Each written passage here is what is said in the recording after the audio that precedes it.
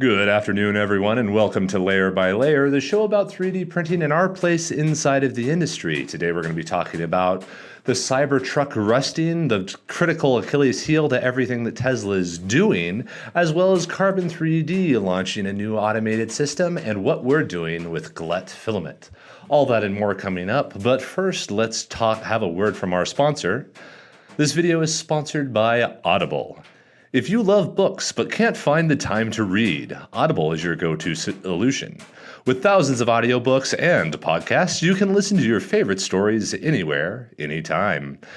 And here's the best part. By using our special link down in the bio, you get your exclusive 30-day free trial, plus 1 free audiobook credit and 2 credits if you are already a Prime member. So why wait? Give Audible a listen today. Now let's get on with the rest of the show. That's the one shill. That's the only one for today. But yeah, Audible. We're getting it good. We're trying it out, trying to get the sponsorships going, keeping them rolling on all this stuff. So I appreciate you listening to that. We'll see if we can play that up. We're going to start messing with that. The podcast is a place to try stuff. I don't know. Maybe next time we'll try it in like an English accent or something and make people suffer through that. Who knows? The world is an oyster, you know? You just live life like you live it, as the great man once said. First news, Carbon 3D launches automated 3D printing. Carbon 3D. If you're not familiar with them, they are easily one of the largest resin 3D printing companies. They are a startup that got started back in about 2014, 2015, and they were the first ones to do really high-speed resin.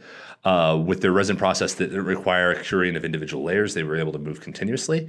Carbon's been fairly quiet the last few years. I would say that since pandemic, they have continued to do stuff, but they didn't really introduce new stuff as often. This is a big one. This basically what they've done is they've put in an auto removal system and mechanism into their printers so that when a set of dental prints are finished, they automatically pop off. It's actually fairly similar to something I think we saw from Formlabs. Most of them end up doing this, basically a thin metal plate that the resin parts adhere to, and when they flex it, they pop off. So a flex build plate, just like with FDM machines and PEI sheets and that kind of thing. So it's an interesting addition. Carbon isn't really looking at it necessarily as scale. They are targeting it towards the dental market. So it's an interesting move, but it's not like a mass scale move. Which makes sense because Carbon has always been really smart about preventing commoditization of their products, both through their leasing model of their machines and the actual industries that they went into. They are still kind of, I would say, focused on rapid prototyping, even though they do production, because they're the ones who enabled the Adidas 4D shoe and are scaling that up with Adidas. So they're fine with production, but that's not really what they're targeting, because when you get into production, you start decreasing your margins. Believe me, I know. It's an interesting move, but it's mainly to allow the machines to run overnight without having technicians continue to maintain them. It's not really a production system. It's a slightly accelerated prototyping system, which a lot of people are moving to. But it's a significant product release for Carbon, who doesn't really have too many of those. So there's that. Massivit raised $5 million. Massivit is another large format 3D printing company. And a number of these companies, both Big Rep and a few others, have been raising funding and looking at going public and that kind of thing, finding other ways of raising capital, which makes sense because this section of the 3D printing market has a lot of value. There's a lot of big, chunky plastic parts out there that can benefit from printing because they're generally not terribly high volume. The customization can be really valuable, and they work economically because they're able to use raw beads as a form of extrusion. So large format machines have a ton of utility that is currently being underutilized. So the fact that that has occurred is not terribly surprising. $5 million is very good. It's not a radically large startup funding round, but it's not a small one either. It's certainly not a seed stage type of round. That's like a Series A, maybe even a Series B. I think they're calling it pretty much a Series A, but Massivit has been around for a while. Large format printing is a really good place for that, and it should get more funding, and a lot more people should pursue that because furniture, large fixtures, that kind of thing, car prototyping, that kind of stuff. All of those benefit from printing, sand casting, that kind of stuff. All of those large format printing really, really help with. So it should get more attention than it historically ever has. So it's great. This is good news for the industry as a whole. Okay. Wilson. I'm not going to talk about Wilson today. I'm not going to talk about Wilson. I'm not going to engage with this part of the conversation. I don't care. Don't care about the Wilson basketball. So the Wilson basketball. The Wilson basketball is a fantastically expensive marketing stunt, and kudos to them because they have played this thing perfectly. The Wilson basket. I don't want to talk about Wilson basketball. The Wilson From a technical engineering standpoint, the Wilson basketball is impressive that it does what it does, it looks the way it looks, and that it was made at all. The work that was done by the guys designing the lattice and the ball was great. Yes, the ball is not any good. And I don't care what the hell the flippin' reviewers are saying online. Yes, it bounces like a normal basketball, but it's not a basketball, and it will never replace a basketball. And Wilson is saying, we're going to 3D print this someday. And that's all fine and dandy. But they're selling it for $2,300, which means it's BS. And it's like the freaking Mac Pro stand that was $1,000. It's like that, but worse. This is implicitly a collector's item, so it's semi-okay, but no, it does not cost that much to make. Wilson is making a killing on these, and they're hyping up the technology, which is cool, but they're making the technology look expensive, and the application is a very poor implementation of it, because from a product design standpoint, not an engineering standpoint, not an effectiveness of how well does it bounce, but how does it look, how does it feel, will people use this? From a product design standpoint, it's garbage. And yeah, that's all I'll say about that. The Wilson basketball is a positive negative because it gets a ton of attention for 3D printing in general, which is fine. And we're guilty of drafting off this because they've paid a lot of bills to get a lot of millions of views. To have Unbox Therapy and MKBHD do videos of any sort about that ball is wildly expensive. And they didn't do it organically. So, because both of them said so. Wilson sent them the balls. And likely a check. But anyhow, it's nifty. It's cool. It's a good demonstration. It shows it's too expensive. 6 one, half dozen the other. Doesn't really matter. It's not a real product. So anyhow, that's that. Okay, watch, we're going to do a real 3D printed products video about it and that kind of thing, but it's not a real 3D printed product. It's a gimmick. And I'm very disliking of gimmicks. If it's not real, if it doesn't actually work, if it's not an option, I don't care about it. So anyhow, okay. That's all that. Filament. Glut Filament was released. So Glut Filament is something we recently released as part of Tangled. So now we have pretty good Wonk and Glut. And I love our self-confidence in all of our products here. But Wonk filament is filament that is spooled, weird, or doesn't look quite right, or is in between, or filament that's still printable, but it's not necessarily a consistent color. Or it's leftover colors, that kind of thing. It's the edges kind of things. It's like ugly fruit. Wonk is ugly fruit. You can still eat it, but it looks weird.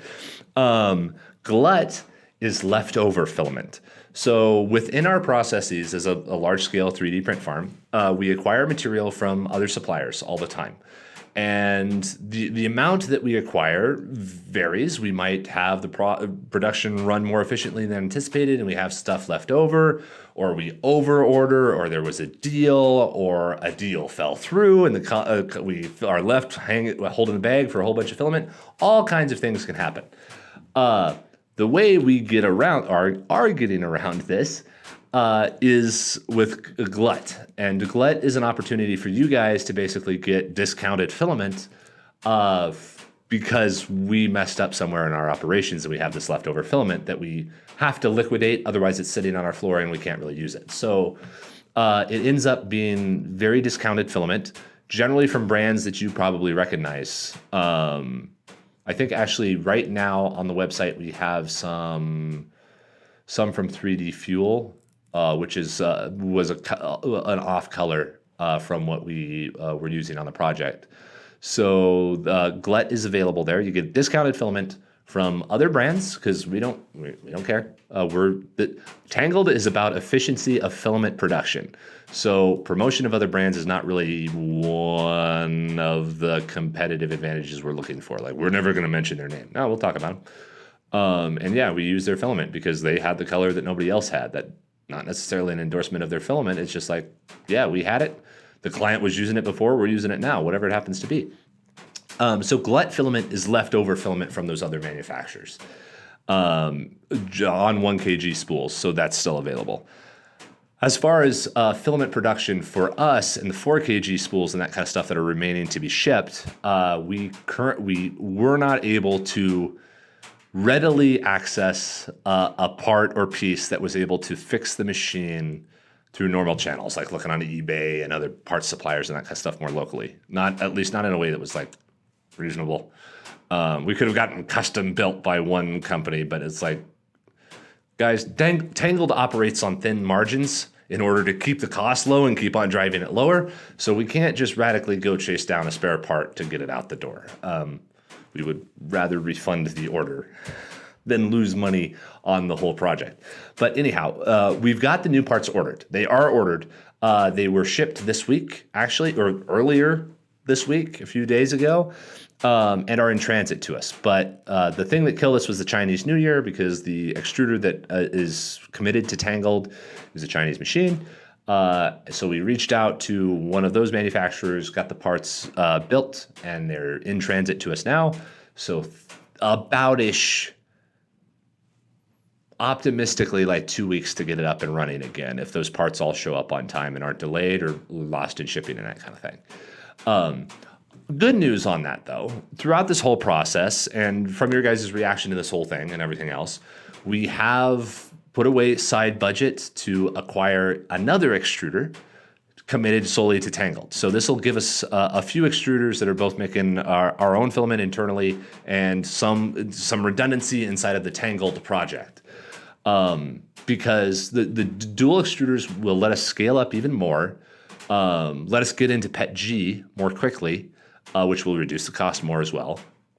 And the demand exists there for us to do this. So we're just going to keep on harping on it because there's no reason to not to. The cost of raw materials for 3D printing are too high and are preventing mass production from taking hold.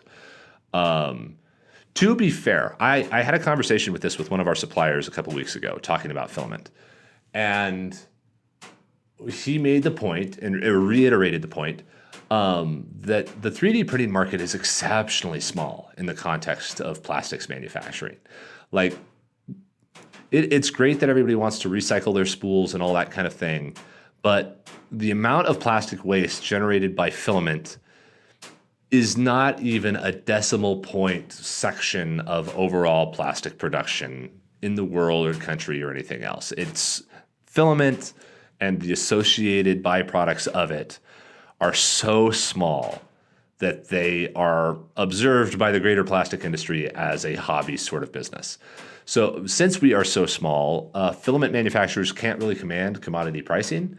We're an injection molding plant that runs through train cars of beads and is moving thousands of tons of filament, can command really low pricing of like, 25 cents a pound or whatever else it was for something like that. Filament manufacturers do not get that luxury. They get ABS for like $1 or $2 a pound or something like that. So there is not the economy of scale to support low pricing. But you don't get low pricing unless you get to scale, and you can't get to scale unless cost pricing is lower. So chicken or egg, we're just gonna freaking clone a chicken. Just cut the pricing down to the bottom, because we have this benefit of business model in that we have the core business that is enabled by the lower cost material. So we can basically take a bath / break even on the material. We're not going to take a bath on the material. We're going to break even on the material. and the labor associated for packaging it up so that it's consumer friendly. But lowering the cost of the filament will let the whole industry scale up, ramp up, spiral up, so that more parts are made with 3D printing, which then lets us use more material, which then lowers the cost of the raw material, which makes us make more parts, and so on and so forth. So that 3D printing can replace injection molding, because injection molding is way too wasteful and way too expensive. And everything we do at Slant 3D is about making manufacturing more accessible, building that warehouse where the shelves make the product. So effectively creating any product is free. So Tangled enables that. So we're investing in Tangled. That was a long way around the mulberry bush of why we're getting another extruder, but it's really necessary to get another extruder because it scales up our production a lot. So there is that. We're getting another extruder for redundancy. We're getting a ton of spare parts for redundancy so that this extruder won't go down. And by golly, when we reactivate, we're going to come with a vengeance. There is so much we can do here with Tangled. The Tangled testing channel is up as well. Go over there, subscribe if you haven't already. But we're going to be testing all kinds of other manufacturers' filaments over there and that kind of thing, doing like the brake test and bid test and that kind of thing, so people can just have direct numerical comparisons between these different materials. We actually, right now, we're in the process of doing a lot of TPU videos on the main channel, and there's some quantification that we'd like to do over there on Tangled as well between different TPUs, because during this process, we've been purchasing some of the normal manufactured TPUs, and they're telling us a durometer, and their durometer is BS. We have two materials with the exact same durometer that are not the same hardness when printed with the same files. So one of them is lying, and we're going to find out who, and we're going to publish it. So subscribe for Tangled Testing to find out all those goodies. Okay, so that's Filament. Filament is coming down. We really, really want to get this ramped up. It's been a fantastic irritation to me that we have not had Tangled active here for these first 2 months when we really, really wanted to be. But we're going to scale it up. We're going to ramp it up. Right now we've done already a price cut for this year. As soon as we get past this hiccup and get rolling, here in about 2 more months, I think we'll be able to do another price cut if everything is scaling up the way we want to. So we'll get down below $15 a kilogram, which is kind of a magic number. It's really, really hard for U.S. manufacturers to get down to that pricing. And then from the 15, right now we're working with a number of suppliers who might be able to enable getting to the $10 PET-G that we have in our master plan sooner than expected. Right now we're on path and we're following master plan, but we might find some shortcuts. But yeah, Filament's in a cool spot. Software. There are more software announcements coming, both on the Etsy upgrades that we're doing before we open it up to more new users, and then the API itself. Both of those are entering a very interesting spot to where we should have good announcements and fresh releases that I think you guys will be really, really happy with. We took all of our feedback from the Christmas season and all the work that we've been doing. The team's been working really hard to get those out, and they look good. They look really good. So yeah. All right. The Cybertruck rusting. This is a manufacturing conversation. So the Cybertruck rusting, there's been a number of reports and a lot of scuttlebutt around the fact that the new Cybertrucks that Tesla has been shipping have been rusting. Now, this is not a 3D printing conversation, but this is a manufacturing conversation, and it's one that I think bears discussion because this is something that people really don't understand. There's been photos going around of like, rust spot on the Cybertruck. I thought it was stainless steel, which are fair. Those are fair critiques of the thing. A lot of people are taking it and running with it as if, oh my gosh, the Cybertruck's going to be such a failure. It's a stainless steel thing that's rusting. And first of all, every car rusts currently when they don't paint it right. So look underneath the hood of any car. It's Tesla. Tesla gets the media pressure because they're just Tesla. People get the clicks. So if you find a rusty Cybertruck, you get it. However, this does not answer the question of why is any Cybertruck rusting? Because yeah, it's made out of stainless steel. Why is it rusting? It's supposed to be space age, starship, whatever, super duper stuff. I do not know why the Cybertruck is rusting, but I have a theory. And this next part is my theory. When manufacturing any given product, you have a set of inputs. You have the raw materials. Those raw materials are produced by another factory and another supplier. And that is the case with Cybertruck. It's not US Steel, it's somebody else, but SpaceX and Tesla contracted this other steel company who effectively built a whole plant just for Tesla to produce this alloy. So they are stirring up this super stainless steel mix that they've got, and they're turning it into rolls and sending it off to Tesla. In a manufacturing process, you have a number of checks throughout where while that metal is melted and in the vat, you take a dip out of it and you check its composition, and you have guys dumping bags of the additives and the amounts of carbon and so on and so forth into it in order to create the alloy that you're going for. You then run it through whatever rollers you got to run it through to turn it into the sheeting that Tesla then stamps into the Cybertruck. That entire process, you're checking, you're watching it all the way through, but once it's turned into the sheet, it's difficult to do QC. You'll take some cuts and stamps, chunks out of it, and you'll melt those down and see, okay, what was the composition of those things? But ultimately, you cannot test every single inch of the final product.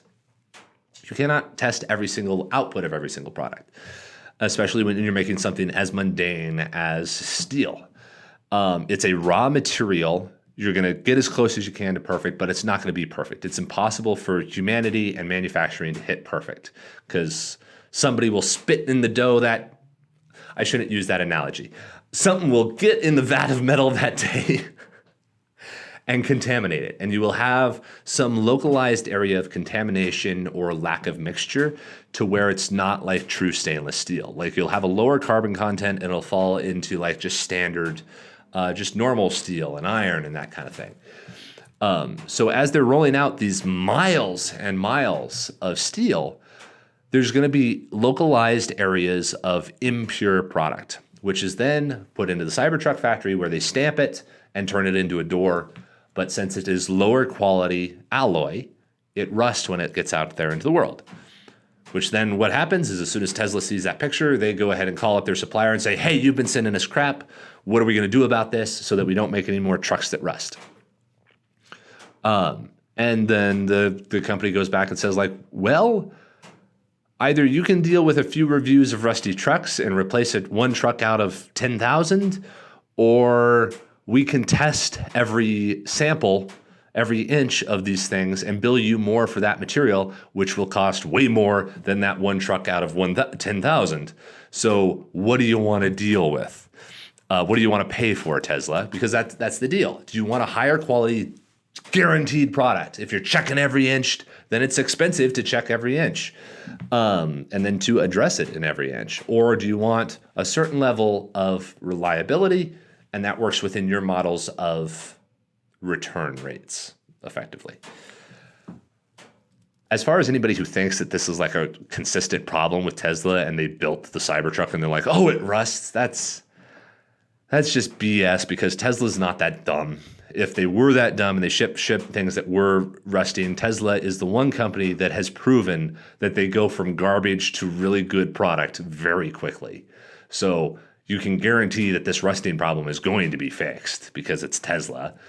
And Tesla has every incentive to do so because it's bad. You can't have a core product like this. And the pickup truck is a core product for Tesla. Even though it's small right now, it's a core product style for Tesla. They have every incentive to make sure that this product is good. So there's no reason they would try to hide this or sweep it under the rug. Oh, the trucks rust after you own them for 2 weeks. They just wouldn't. None of that makes sense rationally with who the company is. But the reason for it is, I'm going to guess, a manufacturing defect, which every company has to deal with. And there's really no way around it, but it makes sense here in the early stages of production of Cybertruck because they haven't figured out how to catch it or tune it out quite yet. There's a few other reasons that could cause the rust, but I'm going with metallurgical contamination because that's more interesting. And I think is probably actually what it is, because it is a new alloy that their supplier isn't used to mixing up. So anyhow, okay. But the dirty little secret of Tesla, using that as a segue into Tesla, going from the Tesla's so great, they get better so fast, to the thing that's going to bring Tesla down, brings down every manufacturing company. It's always fascinating to watch how incumbents respond to the new guy on the block. And right now, everybody points to Ford and Toyota and everybody else who are, they're all so slow to electric cars, and they're all so bad at making electric cars and that kind of thing. And what the tremendous advantage that Tesla has is that they have not existed for 100 years. And now everybody points to big companies and like, oh, it's so big, it's so bureaucratic. And no, it's not that. It's having built a manufacturer that has existed for 100 years. You have invested literally billions of dollars into existing physical infrastructure. Ford has dozens to hundreds of plants producing cars of a certain type that they have gone into substantial debt to produce. So is GE and Toyota and all the rest of them. Tesla is the first guy coming around, so they have not, and they are building their plants too. The problem is that as Ford is building new plants, they are having to pay off the old plants. So for them to disrupt themselves, they have to say, okay, that $40 billion we spent on building all these internal combustion engine plants, we're going to write that off. Just let it rust, throw it out, auction it off, and just start making EV plants. They can't do that because there's nobody who's going to buy the plants. So they have this weight around their neck where they have all these existing factories that can't simply disappear. They have to be paid off. Like there's debt against those things. There are assets that have loans against them and that kind of thing. So they have to pay them off. Tesla doesn't have any of that. Tesla is building each new factory new, and so as soon as they build a factory, it effectively becomes cash flowing because they have a huge amount of demand. It's the first time building their factory.